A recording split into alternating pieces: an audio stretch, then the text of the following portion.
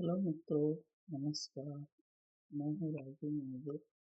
अर्थचिंतन channel में आपका हार्दिक स्वागत और अभिनंदन है। आज का चिंतन का विषय है कर के प्रकार। कर दो प्रकार का होता है। एक होता है प्रत्यक्ष कर और दूसरा होता है अप्रत्यक्ष। प्रत्यक्ष कर से आशय ऐसे कर से है जिसमें कर का भार और कर चुकाने का दायित्व दोनों एक ही व्यक्ति पर होता है, तो ऐसे कर को हम प्रत्यक्ष कर कहते हैं। तो इसका उदाहरण है आयकर, संपत्ति कर, धन कर। दूसरा है अप्रत्यक्ष कर। अप्रत्यक्ष कर से ऐसे कर से है जिसमें कर को चुकाने का दायित्व, कर का भार किसी एक व्यक्ति पर पड़ता है तथा कर चुकाने का दायित्व किसी दूसरे व्यक्ति के ऊपर होता है, तो ऐसे कर को हम प्रत्यक्ष कर कहते हैं। अप्रत्यक्ष कर का उदाहरण है जीएसटी। इसको हम एक उदाहरण के द्वारा समझेंगे। यदि एक उपभोक्ता एक जूता खरीदता है तो जूता की कीमत 900 रुपये है, उसमें 100 रुपये जीएसटी है, तो जूता की कुल कीमत हो जाती है 1000 रुपये। तो खरीदने वाला जूते की कीमत 1000 रुपये व्यापारी को देता है, तो कर का भार खरीदने वाले व्यक्ति पर पड़ा, अर्थात 100 रुपये उस उपभोक्ता को देना पड़ा।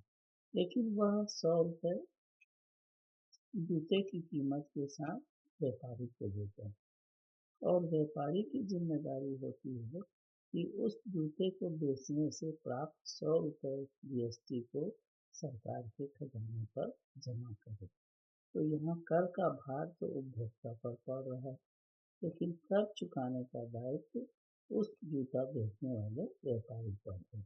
तो इस कर को हम अप्रत्यक्ष कर कहेंगे। सरकार के द्वारा आवश्यक वस्तुओं पर कर नहीं लगाया जाता है या बहुत कम कर लगाया जाता है। ये आरामदायक वस्तु या विलासिता की वस्तुओं पर सरकार के द्वारा बहुत अधिक कर लगाया जाता है।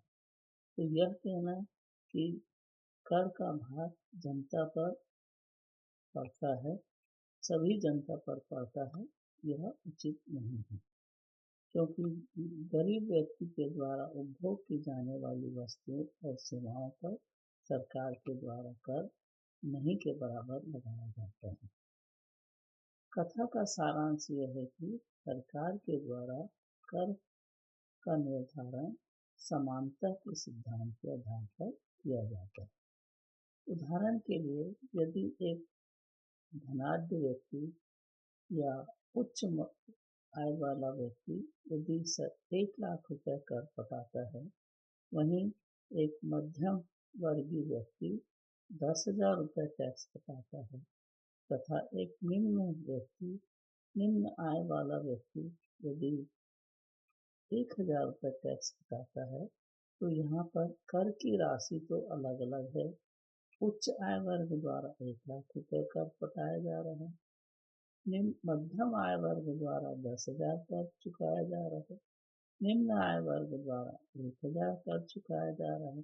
कर की राशि अलग अलग है, लेकिन 1 लाख रुपए वाले कर पटाने वाले को जितना कष्ट या त्याग करना पड़ रहा है, उतना ही मध्यम वर्गीय को 10,000 और निम्न वर्गीय को 1,000 पटाने पर त्याग करना पड़ रहा है। तो कहने का आशय ये है कि सरकार कर इस प्रकार से लगाती है जिससे व्यक्ति को समान रूप से त्याग करना पड़े। इसी को समानता का सिद्धांत कहते हैं। धन्यवाद।